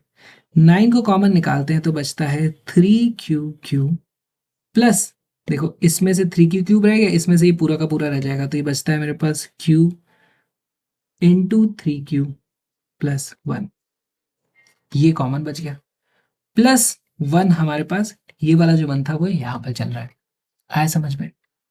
इसको मैंने एन क्यूब को मैंने एक्सपैंड करने की कोशिश करी, तो यहाँ से एक्सपैंड करते करते मैं इस फॉर्मेट में आ गया हूँ। मुझे 9 कॉमन निकालना था क्योंकि क्वेश्चन में हिंट दी हुई है इन्होंने, और इस पूरे को मैं लिख दूंगा भैया, ये जो पूरा जो भी आया है मान लूंगा भैया इसकी वैल्यू कुछ भी आएगी उसको m बोल देंगे, तो मेरे पास ये भी अगेन 3m, सॉरी 3 m नहीं है दोस्तों, 9m प्लस 1 फॉर्मेट में आ गया। पहला केस रिमाइंडर 0 था तो हमारे पास क्यूब उसका आ जाता था 9m टाइप का। जब रिमाइंडर की वैल्यू 1 आती है, हमने करके देख लिया चेक, हमारे पास जो क्यूब आएगा वो 9m प्लस 1 फॉर्मेट का आता है। m की वैल्यू बदलती रहेंगी लेकिन जो भी फॉर्मेट आएगा वो 9m प्लस 1 टाइप का फॉर्मेट आएगा। चलो अब देख लेते हैं जब रिमाइंडर की वैल्यू 2 है। अगर रिमाइंडर की वैल्यू 2 है तो मेरे पास n को मैं लिख सकता हूँ भैया वो 3q प्लस 2 के बराबर आ जाएगा। इससे मेरे को थोड़ी कुछ करना है, मुझे तो क्यूब करना है। चलो जी, यहाँ पे क्यूब करेंगे तो ये आ जाता है मेरे पास n cube is equal to 3q plus 2 का होल क्यूब। अब दोस्तों जो काम यहाँ किया था वही काम यहाँ पे होना है, सिर्फ ये 1 की जगह पे मेरे पास अब की बार 2 है, तो 2 का क्यूब ही तो 8 बनता है, ये 8 बन जाएगा, ये 8 बन जाएगा, और ये यहाँ पे 2 था, ये यहाँ पे 2 आ जाएगा, एक और यहाँ पे 2 से मल्टीप्लाई हो जाएगा, तो ये सारी चीज़ें सेम हो जाएंगी। हमारे पास 9m प्लस 8 का फॉर्मेट आने वाला है। फिर भी एक बार कर लेते हैं इसको। इसी को मैं लिख सकता हूँ भाई, यहाँ पे मैं लिख दूंगा इसको 27q cube plus 8 plus 3 into 2 into 3q multiplied by, इसी का मल्टीप्लीकेशन चल रहा है, 3q प्लस 2।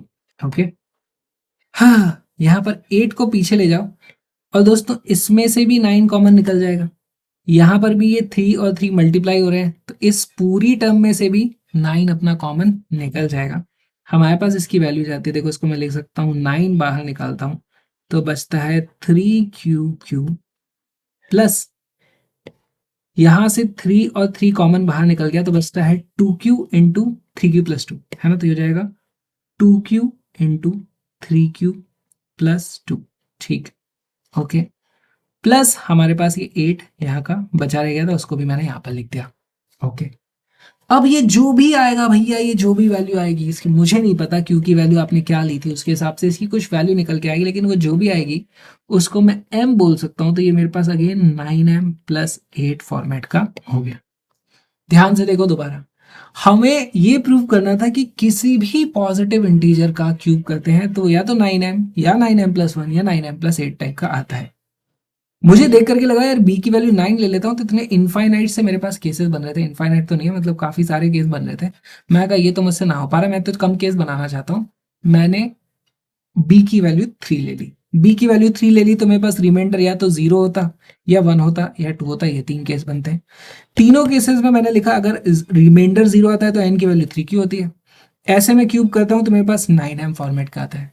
अगर रिमाइंडर की वैल्यू 1 होती है तो n की वैल्यू 3q प्लस 1 आती है। ऐसे केस में मैंने देखा दोस्तों 9 कॉमन निकाला, जो भी बचा उसको मैंने कहा यार इसको आप एक काम करो, इसको m बोल दो, तो मेरे पास ये 9m प्लस 1 फॉर्मेट का आ गया। और जब मेरे पास रिमाइंडर की वैल्यू 2 थी, मैंने कहा यार इसको एक्सपैंड करते हैं क्यूब वाले को, तो एक्सपैंड करते करते पता चला ये 9m प्लस 8 फॉर्मेट का आ गया। तो हमें यही तो प्रूव करना था कि भाई कोई भी क्यूब होगा वो इस फॉर्मेट का आएगा। इसका जरा थोड़ा सा एक्सप्लेनेशन और ले लेते हैं। कोई भी क्यूब को बोल रहे हैं कि भाई हमारे पास या तो वो 9m आता है, या 9m प्लस 1 आता है, या 9m प्लस 8 आता है। जरा रियल लाइफ में देखें अपने अपने पास क्यूब कौन कौन से होते हैं। मान लो मेरे पास 4 के क्यूब की बात करें तो वो क्या होता है, 4 4 जा 16, 16 4 जा 64 हमारे पास होता है। 64 इस फॉर्मेट में तो नहीं आ रहा। 64 आई थिंक इस फॉर्मेट में आ जाएगा। देखो 64 को मैं लिख सकता हूँ 9 इंटू 7 प्लस 1। देखो 9m प्लस 1 फॉर्मेट में आ गया है ना, m की जगह मैंने 7 रखा हुआ है। चलो एक और क्यूब है मेरे पास, 5 का जो क्यूब होता है वो होता है 125। जरा देखेंगे किस फॉर्मेट में आ रहा है ना, जरा देखें किस फॉर्मेट में आ रहा है। 124 8 प्लस, ये मेरे को लग रहा है ये 9m प्लस 8 टाइप की चीज आने वाली है ना। तो 117 यस करेक्ट दोस्तों, ये आ रहा है मेरे पास 117 प्लस 8। जरा तोड़ने को देखें, तोड़ने की कोशिश करते हैं। 9 से इसे डिवाइड करता हूं तो मेरे पास आएगा 9 मल्टीप्लाइड बाय 13 प्लस 8। ये देखो 9m प्लस 8 फॉर्मेट का आ गया, जहां पे m की वैल्यू मैंने 13 रखी हुई है। देखो किसी भी क्यूब को मैं इन तीनों में तोड़ पा रहा हूँ, है ना। अगर मैं 3 का क्यूब ले लेता हूँ तो वो तो मेरे पास होता ही 27 है, उसको तो मैं 9 इंटू 3 बोल सकता हूँ। ये आ गया मेरे पास 9m फॉर्मेट का, ये आ गया मेरे पास 9m प्लस 1 फॉर्मेट का, ये आ गया मेरे पास 9m प्लस 8 फॉर्मेट का। आप कोई सा भी क्यूब लेकर के चेक करो इस तरीके से आ जाएगा। ये है अपना यूक्लिड्स डिवीजन लेमा। ठीक, तो दोस्तों लिख लो ये वाला जो अपना क्वेश्चन है ना, इसका सोल्यूशन लिख लो। यहाँ पे अपने पास अलग अलग केसेस बन रहे हैं और अब अपन चलते हैं आगे।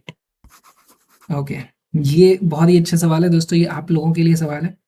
जरा सोचो इसको किस तरीके से अप्रोच किया जाएगा। Show that n square minus 1 is divisible by 8 if n is an odd positive integer. बहुत ही अच्छा सवाल है। n अब यहाँ पे कोई भी रियल पॉजिटिव नंबर नहीं है हमारे पास, है ना, कोई भी रियल पॉजिटिव इंटीजर नहीं है। ये हमारे पास एक ऑड एंड पॉजिटिव इंटीजर है। कोई भी ऑड एंड पॉजिटिव इंटीजर कैसे बोलोगे, अब इसको आप कैसे कैलकुलेट कर सकते हो। देखो यहाँ पे दो तरीके हो सकते हैं। या तो मैं बोल दूं कि भाई मेरे पास n, उसको मैं बोलूं अलग अलग तरीके के नंबर लेना है। बेसिकली अब हमको ये देखना है कि नंबर छांटने हैं। ऑड नंबर क्या होता है दोस्तों, या तो मैं बोलूं कि n मेरे पास 2q प्लस 1 टाइप का है। क्योंकि आप कोई सी भी वैल्यू रख दो, क्योंकि आप कोई सी भी वैल्यू रख दो, हमारे पास हमेशा ये जो वैल्यू आएगी वो एक ऑड नंबर आएगा। जैसे क्यू की वैल्यू आप 0 रखोगे तो ये वैल्यू 1 आ जाती है, क्यू की वैल्यू आप 1 रखोगे तो ये वैल्यू 3 आ जाती है। आप कोई सी भी वैल्यू रख लो, क्योंकि हमेशा हमारे पास यहाँ पर n की वैल्यू एक ऑड पॉजिटिव इंटीजर आ रही है। या फिर इसको अप्रोच करने का दूसरा तरीका हो सकता है, यार आप ऐसे लिखो, है ना, b की वैल्यू 3 ले ले अपन, तो यहां से हमारे पास क्या आ जाता था, n इज इक्वल टू 4 लेंगे हम वहां पे ना, तो या तो 4q आ जाएगा, या फिर n is equal to 4q plus 1 आ जाएगा, n is equal to 4q plus 2 हो सकता है, n is equal to 4q plus 3 हो सकता है। दुनिया का कोई भी पॉजिटिव इंटीजर हो वो इस तरीके से ही कुछ हो सकता है, यूक्लिड्स डिवीजन लेमा से मुझे पता है। और यहाँ पर मुझे मालूम है कि भैया इनमें से ये वाले जो दो हैं ये तो इवन होते हैं, इवन होते हैं, ये वाला भी हमारे पास इवन होता है, ये वाला हमारे पास ऑड होता है, ये वाला हमारे पास ऑड होता है। ठीक, अब आप बताओ इन दोनों ही तरीकों से आप अप्रोच करोगे ना तो आप सही आंसर पे पहुंच जाओगे। सॉल्व करना शुरू करें उससे पहले एक बार आप खुद से ट्राई करो, वीडियो को पॉज करो, क्वेश्चन को सॉल्व करो।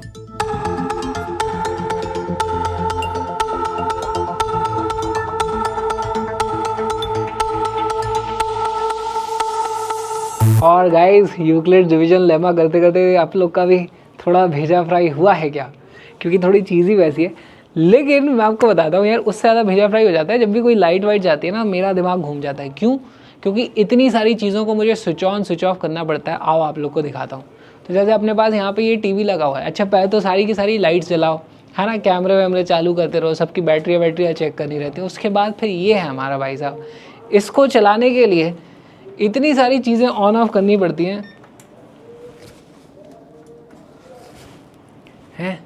इतनी सारी लाइटिंग जो लगा रखी है, ये इसको ऑन करो, है माहौल पूरा चाहिए ना अपने को, लुक पूरा आना चाहिए, तो उसके लिए चलता रहता है ये सब। मज़ा आ रहा है कि नहीं आ रहा है ये बताओ, क्लास में कैसा लग रहा है और मैं कैसा लग रहा हूँ। मेन चीज़ है मैं अच्छा लगना चाहिए। होय यूक्लिड्स डिवीजन लैब, हाँ करें क्या, करना ही पड़ेगा, मतलब ऑप्शन नहीं है, पूछ नहीं रहा, बता रहा हूँ आप करेंगे ही अभी। देख लो थोड़ा, ये हमारा स्टूडियो है। अरे अरे अरे अटक गया, कैमरा मुझे फॉलो नहीं कर रहा, कर ले यार, हाँ पकड़ लिया, फिर अटक गया। हाय हाय हाय, थक जाते हैं गाइस कभी कभी, आप भी थकते होगे, पर कोई बात नहीं, अपना काम है पढ़ाई करना, कर लेंगे, ऐसी कोई बहुत ज़्यादा दिक्कत भी नहीं है। सिंपल सा ही बचा यार, तो थोड़ा सा ही बचा है यूक्लिड डिवीजन लेमा, पूरा तो कर लिया आपने, लास्ट का थोड़ा सा बचा है। आओ बैठें और उसको भी कर लें सॉल्व। देख रहे हो कितनी सारी लाइट है, ऊपर की लाइट दिखाऊँ आपको, ओए सारी लाइट, ओए स्पार्किंग हो रही है यहाँ पे गाइस, यहाँ स्पार्किंग हो रही है। आओ गाइस इसको सॉल्व करके ख़त्म करते हैं अपने पास। देखो यार अपने पास दो केस हैं, एन को या तो मैं 2q+1 ले लूँ या फिर इस तरीके से देखूंगा, तो यहाँ पे मेरे पास एन के दो केसेस बनते हैं, है ना। ये इवन वालों को तो अपने को डिस्कार्ड कर देना, ये इवन वालों को अपने को कंसिडर नहीं करना, ठीक है। चलो पहले ये वाली स्टाइल में करेंगे अपन, है ना। अगर एन की वैल्यू लिखी हुई है मेरे पास इस तरीके से, यहाँ पर तो अपने पास एक ही केस है, यहाँ पे मैं बोल दूंगा अगर n की वैल्यू ये है तो n² - 1, उसको मैं क्या लिख सकता हूँ, वो हो जाएगा मेरे पास 2q+1 का स्क्वायर -1। इसकी वैल्यू क्या होती है, होल स्क्वायर को ओपन करो ज़रा, होल स्क्वायर को ओपन करोगे तो हो जाएगा 4q² + 1 का स्क्वायर +2 इंटू, है ना, क्या हो जाएगा 2ab, तो 2 इंटू 2q इंटू 1, ठीक, ये हमारे पास आ जाता है। -1 इन्होंने अलग से करवाया था, तो -1 भी हमने यहाँ पे कर दिया, और देखते ही देखते दोस्तों न जाने क्यों ये 1 और -1 कट गए यहाँ से। दोस्तों यहाँ से हमारे पास वैल्यू आ जाती है, this is equal to 4q² plus ये जो बचा हुआ है ना, इसको आप देखोगे ये लिखा हुआ है मेरे पास 4q। अरे यार अगर ये 4q² हो जाता तो ये 8q² हो जाता, और मैं बोल देता यार ये तो डिविजिबल बाई 8 हो रहा है ना, तो डिविजिबल बाई 8 तुरंत आ जाता मेरे पास, लेकिन ऐसा नहीं हुआ। क्या हो गया, चलो देखते हैं, अभी भी देखते हैं। देखो यार इसको मैं लिख सकता हूँ, 4q इंटू मेरे पास आ जाता है q+1। ध्यान से देखो, इसमें से मैंने 4q को कॉमन निकाल दिया, 4q को मैंने कॉमन निकाल दिया। q की वैल्यू मुझे नहीं पता, लेकिन q की जो भी वैल्यू होगी या तो q ऑड होगा या फिर q इवन होगा। अगर q की वैल्यू इवन है तो यानी कि इसमें 2 का फैक्टर आ जाएगा, अगर q की वैल्यू ऑड है तो q तो ऑड होगा लेकिन q+1 इवन हो जाएगा, तो इसमें 2 का फैक्टर हो जाएगा।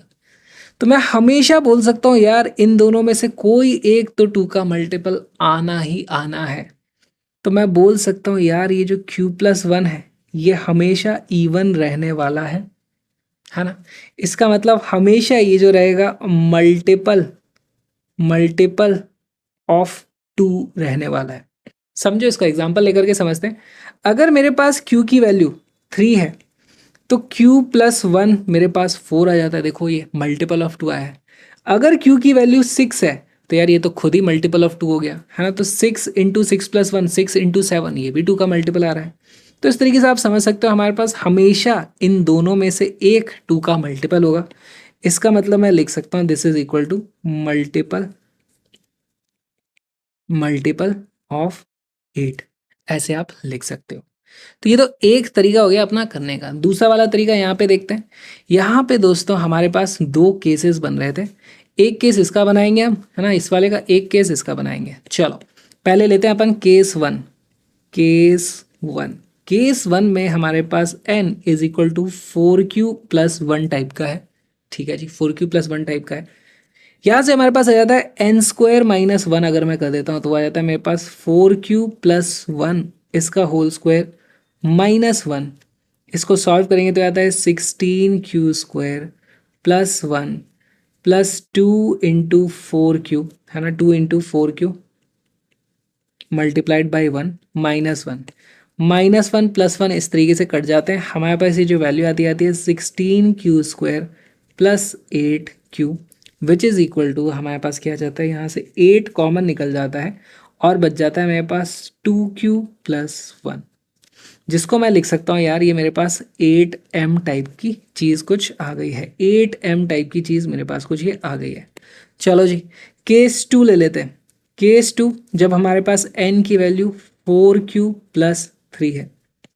इस केस में भी दोस्तों अब आपके लिए होमवर्क है, आप इसको किसी ना किसी तरीके से 8M फॉर्मेट में ला पाओगे, है ना। इसका होल स्क्वायर करके सब्ट्रैक्ट करोगे -1 से तो आ जाएगा आपके पास आंसर। अब ये काम आप खुद करो, मैं नहीं कर रहा, ठीक है। करने की कोशिश करो, मज़ा आएगा, ठीक है। ऑलराइट गाइस, तो this is Euclid's division lemma और ये आपके लिए होमवर्क है। दिस इज ऑल्सो होमवर्क, ये भी आप लोग को कर लेना है, यूक्लिड्स डिवीजन लेमा। बहुत अच्छा क्वेश्चन है, ठीक है। यहाँ पे भी आपको देखना पड़ेगा कि n को आप किस तरीके से लिख रहे हो। मैं आपको हिंट दे देता हूँ, या तो आप n को लिखोगे n = 2Q होगा, या फिर n = 2Q + 1 फॉर्मेट का होगा, है ना। इस तरीके से आपको करना है, आपका आंसर आएगा। कोशिश जरूर करना, प्रैक्टिस जरूर करना, ये यूक्लिड्स डिवीजन लेमा तभी समझ में आता है, ठीक है।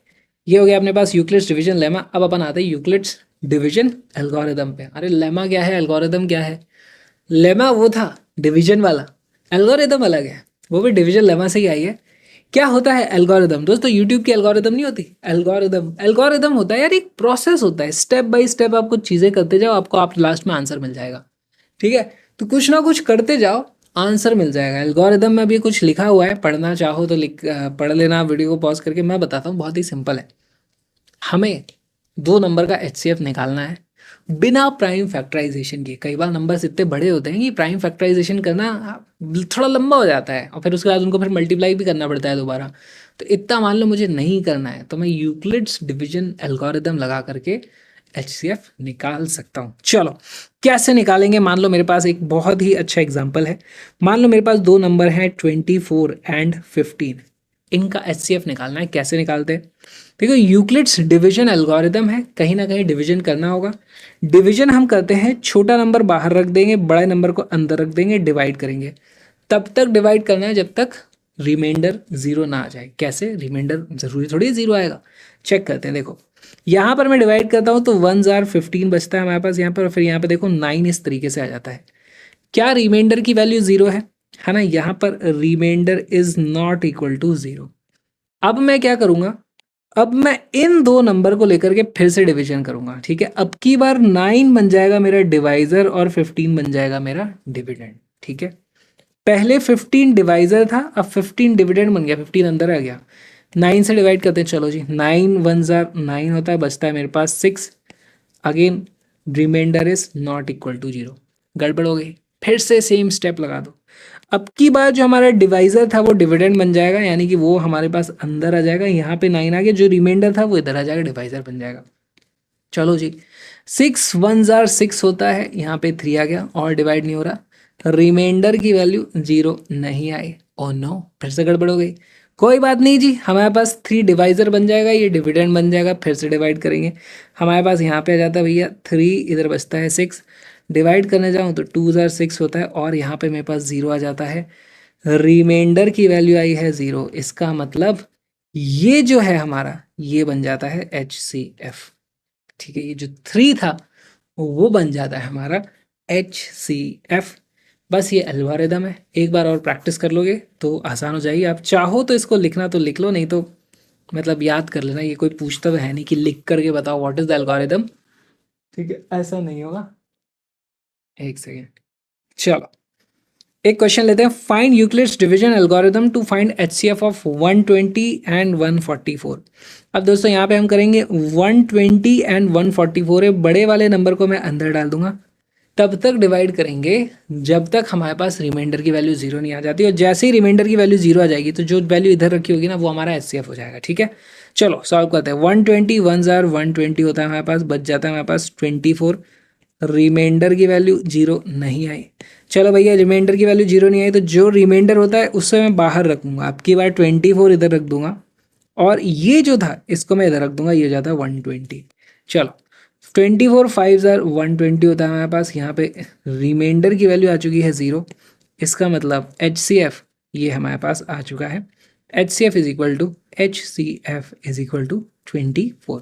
देखा कितनी आसानी से आ गया, कोई प्राइम फैक्टराइजेशन नहीं किया हमने। प्राइम फैक्टराइजेशन के लिए पहले तो पूरे फैक्टर्स निकालो, फिर उसके बाद उनको जो आता है वैल्यूज़ पावर चढ़ा चढ़ा के मल्टीप्लाई भी करते हैं। कुछ नहीं करना है, डायरेक्ट आंसर आता है। तो इसका यूज़ होता है दोस्तों जब बड़े बड़े नंबर्स आ जाते हैं तब इसकी काफ़ी हेल्प होती है। तो लिख लो इस वाले को। और अब अपन चलते एक बड़ा क्वेश्चन है ना। यहाँ पे 2 ऑप्शन दिए हुए हैं, इसमें एक क्वेश्चन को अपन करेंगे, दूसरा वाला आपके लिए होमवर्क है, मैं अभी बता देता हूँ। दिस इज होमवर्क और ये वाला अभी अपन करने वाले हैं। ज़रा वीडियो को पॉज करो, क्वेश्चन को सॉल्व करो।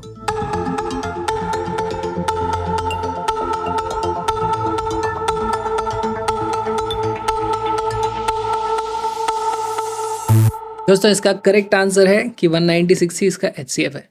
इनफैक्ट जब आप इन दोनों को डिवाइड करने जाओगे ना, कैसे, यूक्लिड्स डिवीजन एल्गोरिदम बोलती है कि ये आप 38220 है ना, इन दोनों को ऐसे डिवाइड करोगे, छोटा नंबर बाहर रहता है, बड़ा नंबर अंदर रहता है। जब आप ये करोगे तो यहाँ पर ही रिमाइंडर की वैल्यू 0 आ जाती है, और रिमाइंडर की वैल्यू 0 आती है, इसका मतलब ये बन जाता है हमारे पास HCF। ठीक है, ये दूसरा वाला आप लोग के लिए होमवर्क है, इसको आपको होमवर्क करना है। कॉपी में जगह छोड़ दो, क्वेश्चन को लिख लो, क्लास के बाद में कर लेना सॉल्व। और अपन अब राहत की सांस, क्योंकि टॉपिक के लास्ट, मतलब टॉपिक के नहीं, चैप्टर के लास्ट टॉपिक पे अपन आ गए हैं। अब आ गया भैया चैप्टर का लास्ट टॉपिक, जो कि एक्चुअली सबसे सिंपल वाला रखा है मैंने। प्यास लग गया यार बोलते बोलते। तो ये जो है भैया डेसिमल एक्सपेंशन। अभी तक डेसिमल एक्सपेंशन क्या होता है यार? देखो, डेसिमल एक्सपेंशन मतलब कुछ भी हो सकता है अपने पास। कुछ होते हैं अपने पास टर्मिनेटिंग होते हैं, कौन से वाले, 2.3 टाइप के। मान लो ये रुक गया है ना, मेरे पास हो सकता है एक 2.5 हो सकता है, 2.51 बोल दो, रुक गया ये। नॉन टर्मिनेटिंग कौन से होते हैं? अगर नॉन टर्मिनेटिंग नॉन रिपीटिंग हो गया, वो तो इरेशनल नंबर है, उसकी तो बात ही नहीं करनी है अपने को। ठीक है, वो गया कहीं उसका कुछ नहीं कर सकते हम, डेसिमल एक्सपेंशन हमें करना भी नहीं होता। लेकिन अगर रैशनल नंबर्स हैं, देखो रैशनल नंबर्स की जो डेसिमल एक्सपेंशन है या तो टर्मिनेटिंग होंगे या फिर नॉन टर्मिनेटिंग होंगे। और नॉन टर्मिनेटिंग है तो उसमें कुछ चीज़ें रिपीट करती है जैसे या तो वो 2.333 यहाँ पे 3 रिपीट होता चलेगा, या फिर वो 2.51 51 51 51 इस तरीके से होगा, रिपीट करता चलेगा। इस तरीके के अपने पास डेसिमल एक्सपेंशंस होते हैं।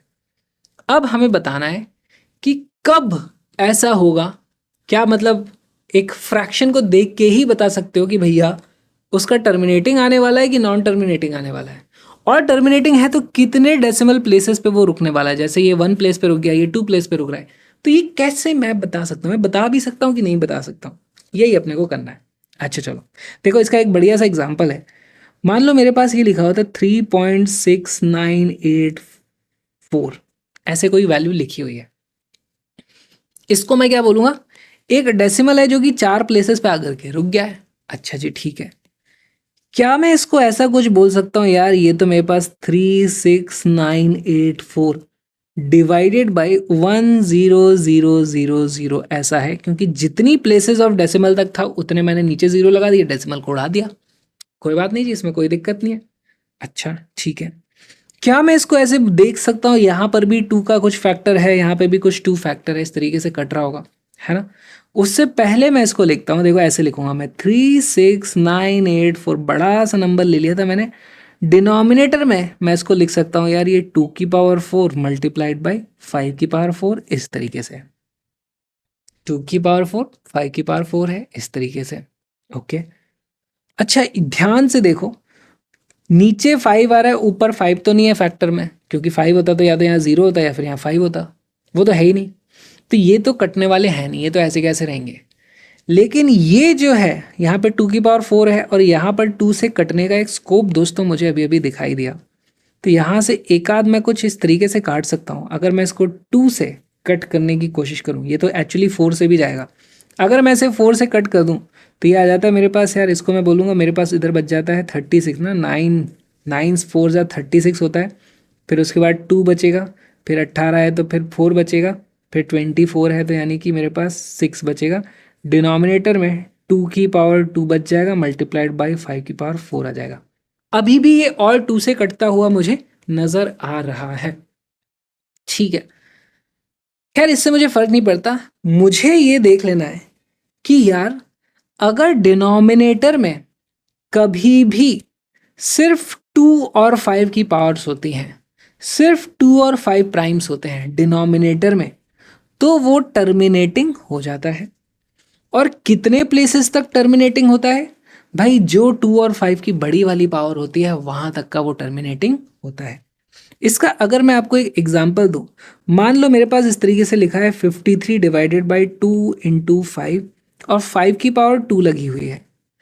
अगर मैं सिर्फ इतने को देखूं, मुझे कोई सोल्यूशन करने की ज़रूरत नहीं है, यहाँ मैं देख के ही बता सकता हूँ कि भाई यहाँ डिनोमिनेटर में मात्र 2 एंड 5 है, इसलिए ये टर्मिनेटिंग होगा। कितनी प्लेसेस के बाद टर्मिनेटिंग होगा? यार 2 की पावर 1 है या 5 की पावर 2 है, जो बड़ा होता है उसकी पावर पे टर्मिनेट हो जाता है। तो यानी यहाँ पर हमारे पास 2 प्लेसेस आएंगी, है ना, 2 places of decimal and terminating, ठीक है। कैसे बता पाया मैं? यार देखो यहाँ पे 5 की पावर 2 थी, 2 की पावर सिर्फ 1 ही थी, तो मैं एक काम करता हूँ, ऊपर नीचे इसको 2 से और 2 से मल्टीप्लाई कर देता हूँ। जैसे ही मैंने ये किया, देखो यहाँ पे भी अब 2 और 2 मिलकर के क्या हो गया, ये 2 की पावर 2 हो गया, 2 की पावर 2 और 5 की पावर 2 ये मिलकर के 100 हो गया ना। और जैसे ही 100 हो गया, यानी कि अब 2 डेसिमल प्लेसेस तक हमारे पास आने वाला है, तो इसी को मैं क्या लिख दूंगा यार, ऊपर वाला मेरे पास 106 डिवाइडेड बाई नीचे में आ गया था मेरे पास 2 की पावर 2 इंटू 5 की power 2 which is equal to 106 divided by 100 which is equal to 1.06। देखो टर्मिनेट हो गया, डेसिमल के बाद 2 प्लेसेस आ गए। तो इस तरीके से अपने को देखना होता है यार डेसिमल एक्सपेंशन क्या होता है, ठीक है। नॉन टर्मिनेटिंग, नॉन रिपीटिंग, ये आ रहा है, बढ़िया। इसके कुछ क्वेश्चन करते हैं, कैसे क्वेश्चन पूछे जाते हैं, आ जाओ, है ना। The decimal expansion of the rational number this will terminate after how many places of decimal. अब देखो दोस्तों, ये आपके बोर्ड का क्वेश्चन है, इतना सिंपल सी चीज़ है ये। 43 डिनोमिनेटर में लिखा है 2 की पावर 4 मल्टीप्लाइड बाई 5 की पावर 3। इससे आसान सवाल हो नहीं सकता, सॉल्व नहीं करना अपने को। हमें बस देखना है यहाँ पे यार, डिनोमिनेटर में पहले तो 2 और 5 के अलावा कुछ नहीं होना चाहिए। 2 और 5 के अलावा कुछ नहीं है, यानी कि ये टर्मिनेट करेगा ही करेगा, ठीक है। कितनी प्लेसेस के बाद टर्मिनेट करेगा? भैया जो पावर बड़ी है उसके बाद करेगा, तो यहाँ पे आ जाता है मेरे पास 4 प्लेसेस, ठीक। क्या मैं इसको सॉल्व करके भी बता सकता हूँ? अब देखो चेक कर लेते हैं यार। अगर मुझे 4 प्लेसेस चाहिए, पहले तो हम दोनों पावर्स को बराबर करते हैं। अगर मुझे चेक करना है तो मैं क्या करूँगा यार, ऊपर भी 5 से मल्टीप्लाई कर दिया, नीचे भी 5 से मल्टीप्लाई कर दिया, इफेक्टिवली तो 1 से मल्टीप्लाई किया है, ठीक है। डिनोमिनेटर में हो गया 2 की पावर 4 5 की पावर 4, यानी कि 10 की पावर 4 हो चुका है। देखो ऊपर न्यूमरेटर मेरे पास हो गया 43 इंटू 5, 43 इंटू 5 करोगे तो ये आ जाता है मेरे पास 4 5 से 21 215। डिनोमिनेटर हो गया मेरे पास 10 की power 4 which is equal to 0.0215, है ना। डेसिमल के बाद 4 प्लेसेस आ गए। ये आपका बोर्ड्स का PYQ है, इतना सिंपल सा कॉन्सेप्ट है। इस पे बेस्ड एक और क्वेश्चन देखते हैं। आज का अपना लास्ट है दोस्तों, आज का अपना लास्ट है, इसके बाद और पढ़ाई नहीं कर रहे। Without actually performing the long division, हमको एक्चुअल डिवीजन नहीं करना है। State whether the following rational numbers will have a terminating or non terminating repeating decimal expansion. Also find the number of places after which the decimal expansion terminates. जैसे इसका example देखते हैं, 17/8 लिखा हुआ है दोस्तों, इसको ध्यान से देखो। इसको मैं क्या लिख सकता हूँ, 17/2 की पावर 3। डिनोमिनेटर में 2 और 5 के अलावा कुछ नहीं है, सिर्फ 2 और 5 मल्टीप्लाई होते हैं, 5 भी नहीं है यहाँ पे, तो सिर्फ 2 ही है। तो 2 भी है तो चलेगा, 2 और 5 के अलावा कुछ नहीं होना चाहिए, यानी ये हमारे पास टर्मिनेट करेगा। कितने प्लेसेस के बाद टर्मिनेट करेगा? यार यहाँ पे अज्यूम करो ना कि यहाँ पे लिखा हुआ है मल्टीप्लाइड बाई 5 की पावर लगा दो 0, यही तो लिखा हुआ है। अब 2 और 5 में जो बड़ी पावर होती है उसके बाद ये रुक जाता है, तो ये अपने पास रुकने वाला है 3 प्लेसेस ऑफ डेसिमल, उसके बाद ये रुक जाएगा। ओके, अगला देखो 64/455। ओहो 64/455, यार ये 64/455, इसको अगर मैं देखूंगा तो ये लिखा है 64, आपको 455 का फैक्टराइजेशन करना पड़ेगा। तो ये जो 455 होता है एक्चुअली होता है हमारे पास 5 इंटू 7 इंटू 13। अब यहाँ पे 2 के अलावा भी और चीज़ें आ चुकी हैं। 2 के अलावा, 2 और 5 के अलावा कुछ भी आ गया, मतलब अब ये नॉन टर्मिनेटिंग हो गया, नॉन टर्मिनेटिंग हो गया, तो फिर उसके बाद कितनी decimal places, infinite decimal places है। चलो यहाँ पे देखो 29/343, ये जो लिखा हुआ है मेरे को याद है 343 स्पेशल नंबर होता है, ये लिखा हुआ है 29/7 का क्यूब। क्या ये टर्मिनेट होगा कि नहीं होगा यार? यहाँ पे 2 और 5 के अलावा कुछ भी आ जाएगा तो फिर ये नॉन टर्मिनेटिंग होता है, फिर ये रुक नहीं सकता। तो ये भी आ जाता है मेरे पास, ये भी आ गया नॉन टर्मिनेटिंग। बढ़िया सवाल। चलो अगला, अब ये वाला थोड़ा इंटरेस्टिंग है, इसको ध्यान से देखोगे तो डिनोमिनेटर में यहाँ पर 6 आ गया है, 6 आया है यानी कहीं ना कहीं यहाँ पे 3 भी इसका एक फैक्टर आ रहा है। 2 और 5 के अलावा यहाँ पर एक 3 भी देखने को मिल रहा है, यानी एक नॉन टर्मिनेटिंग हो जाता अगर वो 3 रहता। तो जरा इसको सिंप्लीफाई तो करो, कोप्राइम तो बनाओ इनको। इसको मैं बोल सकता हूँ 3 से मल्टीप्लाई डिवाइड कर देंगे ऊपर नीचे, तो ये ऐसे नहीं बन जाता 5/200। यही तो लिखा है भैया, 3 से डिवाइड करो दोनों तरफ। अब ध्यान से देखो, अब डिनोमिनेटर में 2 और 5 के अलावा कुछ भी नहीं बचा हुआ है। इसको मैं लिख सकता हूँ 5/2 मल्टीप्लाइड बाई 5/2।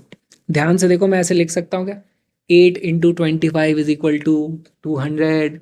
अगर नीचे 2 और 5 आ गए हैं यानी कि ये टर्मिनेट होगा ही होगा, टर्मिनेटिंग हो गया है ये, टर्मिनेटिंग हो गया है ये। कितनी डेसिमल की प्लेसेस आएंगी 2 और 5 में? जो बड़ी पावर है, यहाँ पे 3 बड़ी पावर है, तो यहाँ पे आएगा मेरे पास 3 प्लेसेस। बहुत ही सिंपल है। और अब ये बचे हुए 2 दोस्तों आप लोगों के लिए, आप लोग को होमवर्क करना है। इसी के साथ अपना अब ये चैप्टर फिनिश, रियल नंबर्स खत्म हो चुका है अपना। और मज़ा आया है तो बताना मुझे। थोड़ा लंबा हो गया आज का वीडियो, कोई बात नहीं, यूक्लिड जी के नाम पे डेडिकेटेड था अपना ये वीडियो। मज़ा आया दोस्तों चैप्टर ख़त्म करके, एक्चुअली मुझे भी मज़ा आया यार। मैं बताया बहुत दिनों से सोच रहा था कैसे बनाऊँ वीडियो, कैसे बनाऊँ वीडियो, और मैं कहीं ना कहीं मैं भी अटक जाता था। आप लोग को पता है ये जो आप देख रहे हो ये सेटअप, ये मैं 8वीं बार मैंने रिकॉर्ड किया है सेम चैप्टर। मतलब सारे वीडियो नहीं, ये रियल नंबर का अपना जो पहला वीडियो है वो मैं 8 बार रिकॉर्ड कर चुका हूँ, क्योंकि ठीक से वो हो नहीं रहा था, कुछ ना कुछ गड़बड़ हो रही थी। अभी भी परफेक्ट नहीं है, पर अब मैं आगे बढ़ रहा हूँ। तो परफेक्शन तो यार ज़िंदगी में कभी नहीं आता।